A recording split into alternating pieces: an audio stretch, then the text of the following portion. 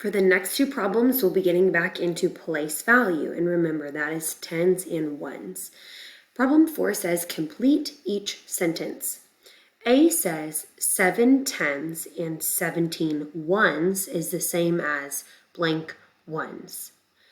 B, 64 is blank tens and blank ones. C, 100 equals blank tens. D, 108 is blank tens and blank ones. So for these problems, I want you to remember your place value chart.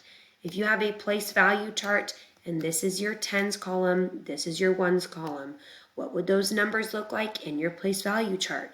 Or if you have your number in your place value chart, how many tens and how many ones do you have? If you need to draw this on a piece of paper to help you to solve each problem, go ahead and do it, but make sure nothing is left blank at the end.